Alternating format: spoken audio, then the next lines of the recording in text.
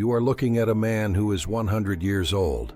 100 years of sunrises, 100 years of choices, 100 years of consequences. People ask me all the time, they say, "How are you still here? How is your mind still sharp? How did you survive a war, raise a family, bury your friends, and still find reasons to wake up every morning with something to do?" And I always give them the same answer: discipline.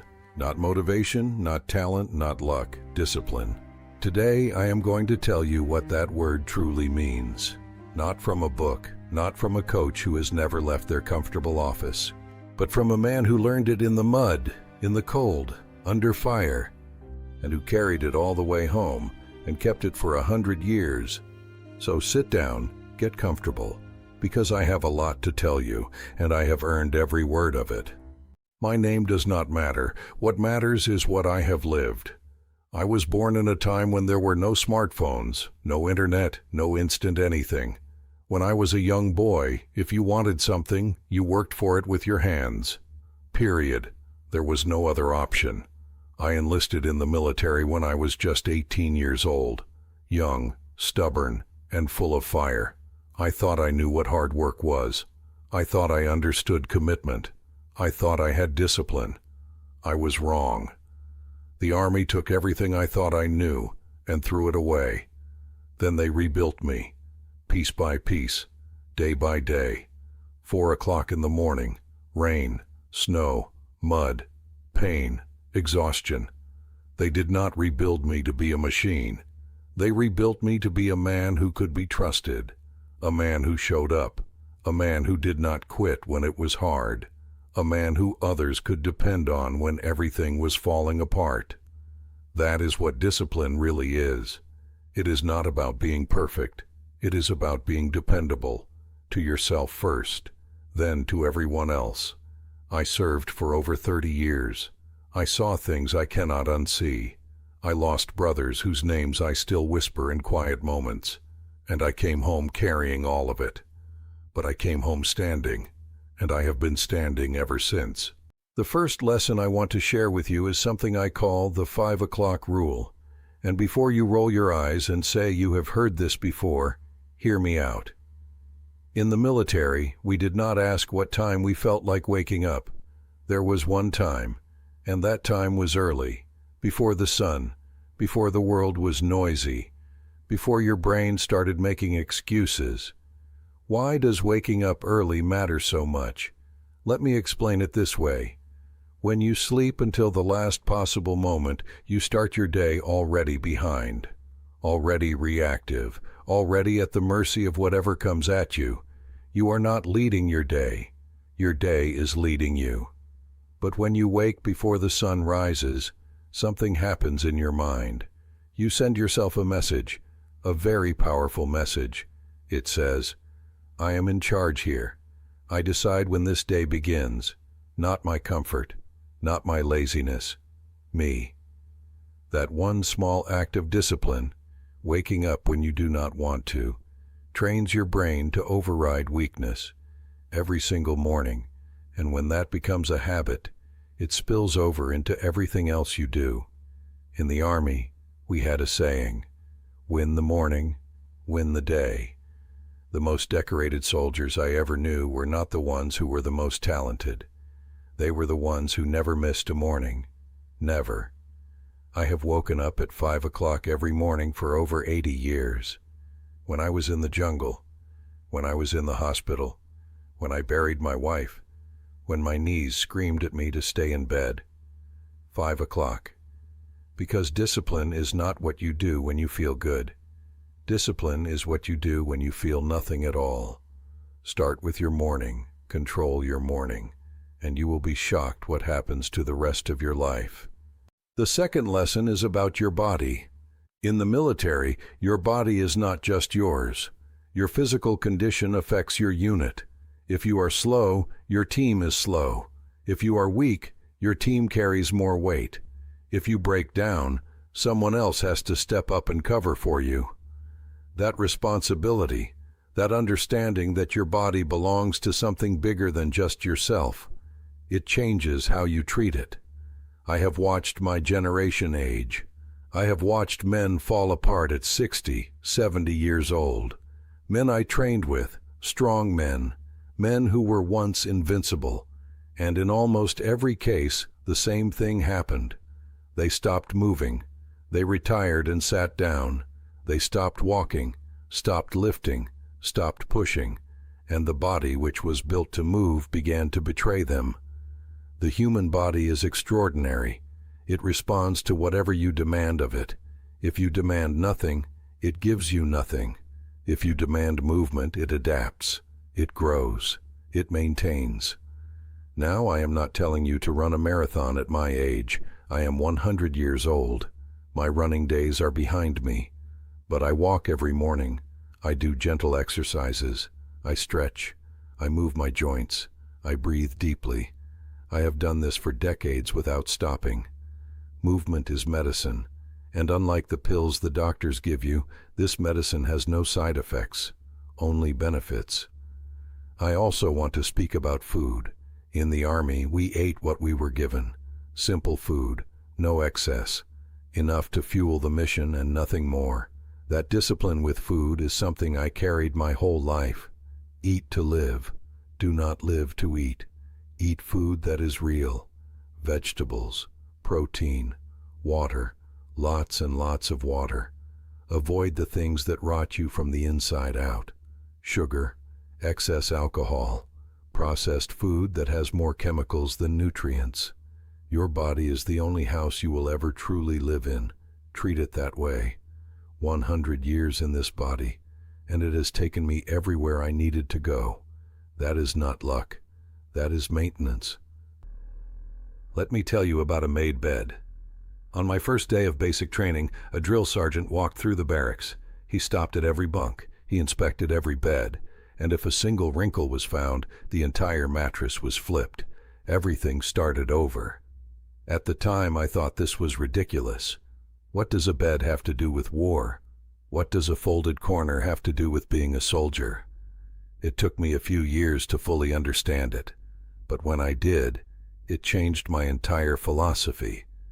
Making your bed every morning is the first completed task of your day. You wake up. You take control of your environment. You bring order to the one small space that is entirely yours. And in doing so, you tell your brain, I am a person who finishes what I start. I am a person who maintains standards even when no one is watching. Small acts of order create large habits of discipline. In combat, chaos is the enemy. Not just the literal enemy across the field, but the internal enemy. Panic, confusion, disorder. The soldier who has trained himself in small disciplines does not crumble in chaos, because discipline is already wired into his nervous system. I have made my bed every single morning for over 80 years, even on my worst days. Even on the days I did not want to get out of it. I made the bed, I completed the first task, and then I moved forward. You would be amazed what follows from that one small habit. Clean your space, organize your desk, keep your car tidy. These are not small things. These are daily votes you cast for the kind of person you choose to be. Outer order creates inner calm, and inner calm is the foundation of everything else. Now I want to speak about something that is rarely talked about, and that is silence. We live in a world that is terrified of silence. Everywhere you go, there is noise, music, notifications, conversations, content. People fill every empty moment because silence makes them uncomfortable. But silence is where the real work happens, inside. In the military, I learned that a soldier who cannot sit with his own thoughts is a soldier who will break under pressure. Because when the noise of battle stops, and you are alone with what you have seen and done, the only thing between you and collapse is your mental strength. Mental discipline is harder than physical discipline. Anyone can train their body with enough repetition, but training the mind requires something deeper. It requires the willingness to sit with discomfort and not run from it. Every morning, before I did anything else, I spent 15 minutes in silence. No radio, no talking, just sitting, breathing, thinking, letting whatever needed to come up, come up. Some soldiers called it prayer, some called it meditation, some called it nothing at all. The label does not matter. The practice matters. In those 15 minutes of silence, I processed my fears. I made my decisions. I set my intentions for the day.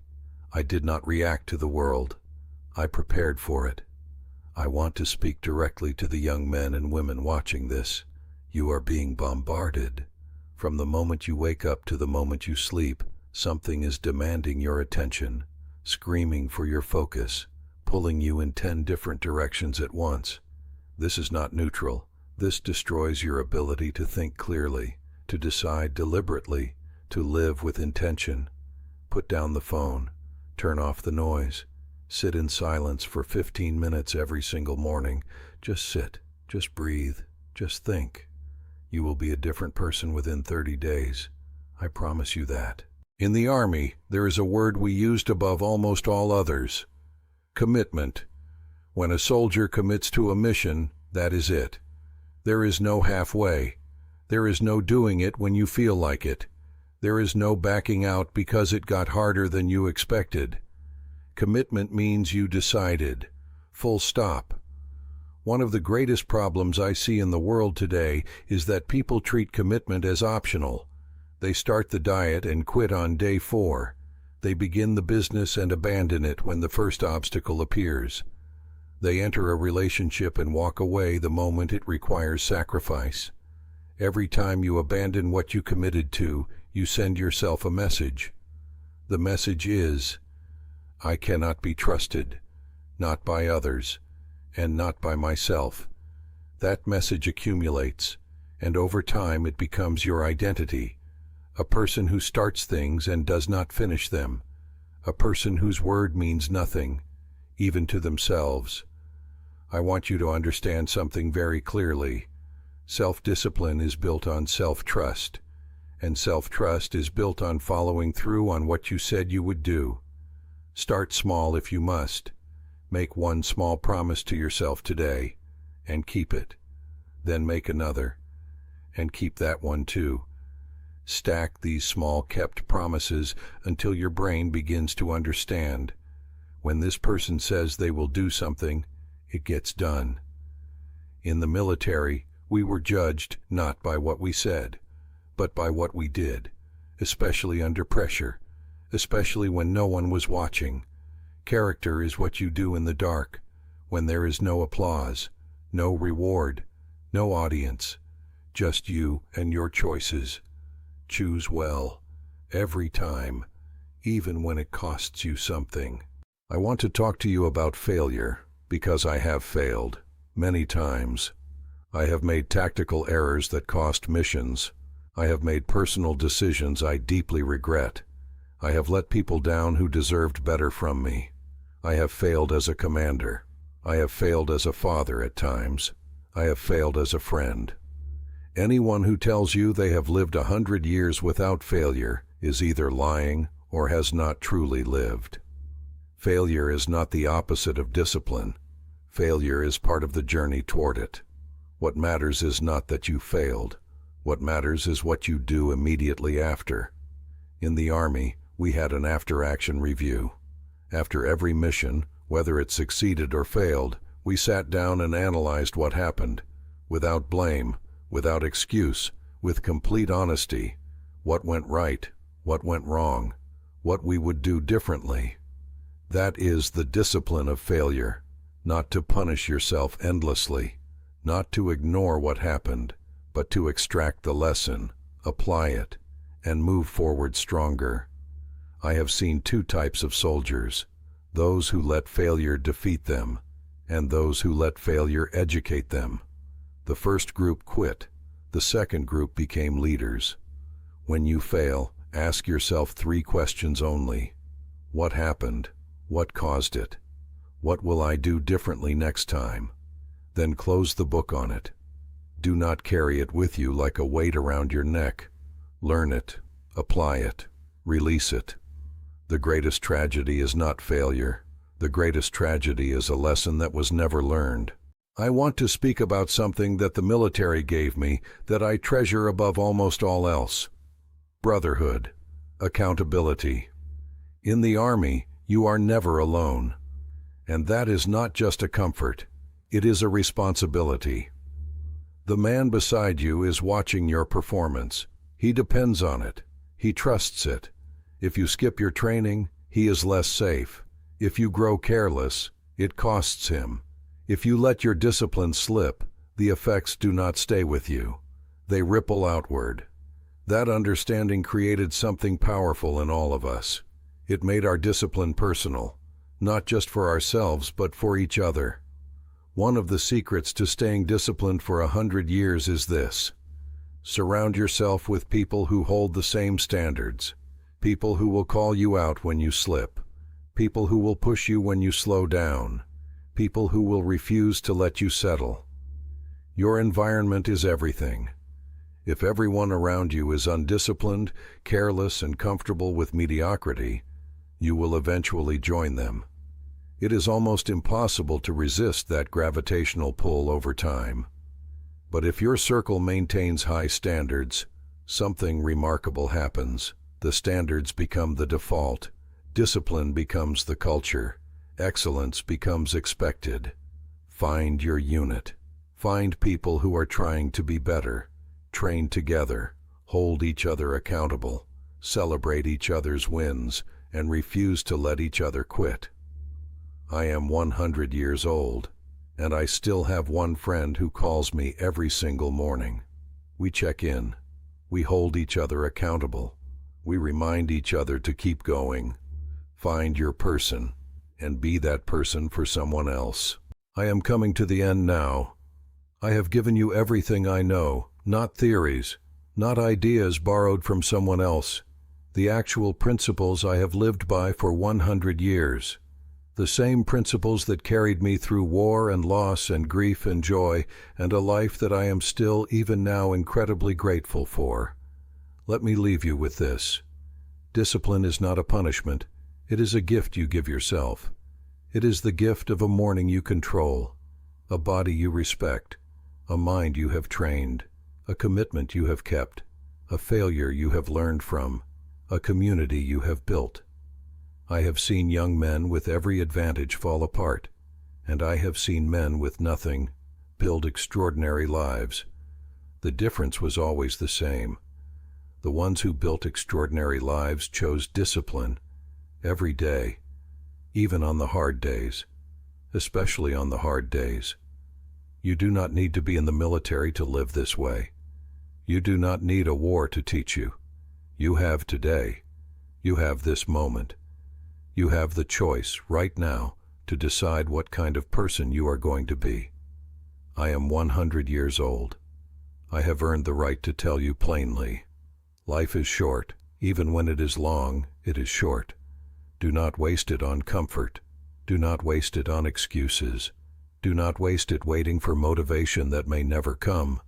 Wake up, show up, do the work, love the people who deserve it, keep your word, and never ever quit on yourself. That is the discipline code, and it has served me well for 100 years.